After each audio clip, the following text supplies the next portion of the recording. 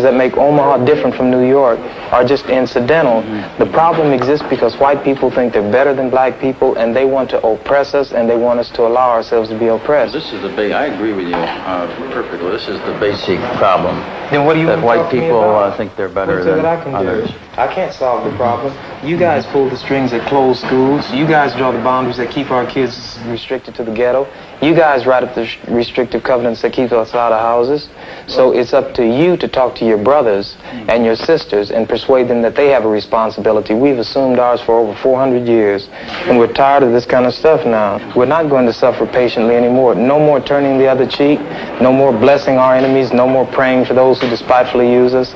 We're going to show you that we've learned the lessons you've taught us.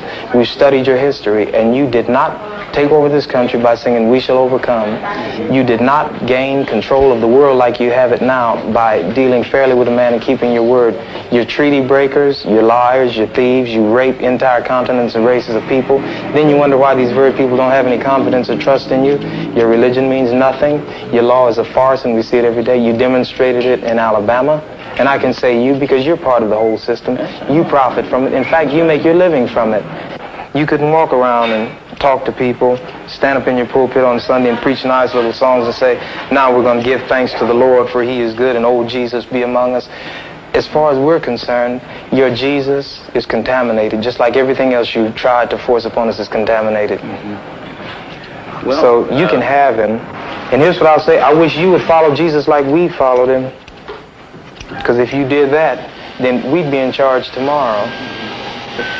I think the problem is so bad that we can have no understanding at all. You think it's gotten to the point where there can never be that reconciliation? No. You talk about justice, and it means one thing to you, and we talk about it and it means something else to us. And it'll always be that way. And I'd like you to know I have a terrible feeling against preachers because I think you guys are the ones who are largely responsible for the problem in the first place. And you can accept it or not any way you choose. And for you, this may be an excursion, you know, across the line. What about the person that wants to listen? I genuinely feel that I want to listen.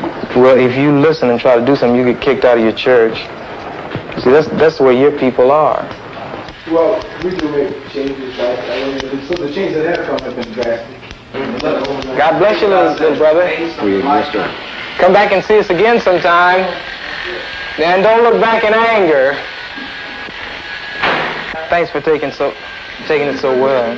He thought we were going to do in here like they do to us. If we went in one of their places, everybody would have jumped out of their chairs and got some ropes together and hung one of us. We couldn't even go in one of their places like this.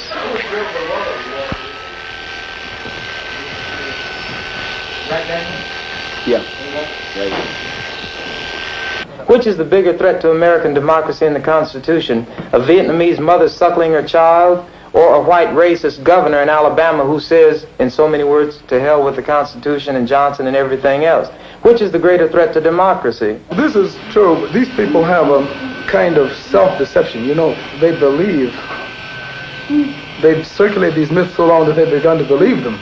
And once you believe them, as they say, if you define a situation as being real, it will be real in its consequences. And this is just what's happened.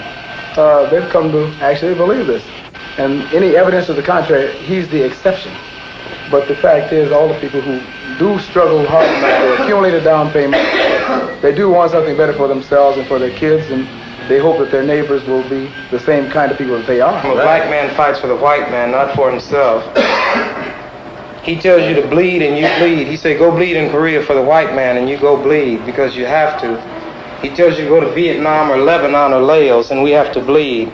Then in Mississippi or Alabama or Omaha, Nebraska, where they're taking our rights and we know who the people are who are taking them, we don't have any blood then. We're radical. Just because we want to get the rights that we fight overseas for so the white man can have. We fight over there to defend his women and children and defend his land from attack. And while we're over there fighting for him, our own people are being attacked by the same white people over here we're supposed to be fighting to defend. Right. Everybody's got something to fight for. Right? You got the rights that you fought for. Do you feel that? Do you say, Sergeant? And I got out. Do you feel that you're living under those rights now? Why should he go over there and fight the Vietnamese? They've done nothing to him. Working right in this own country, he can go places and he can't even get in a hotel.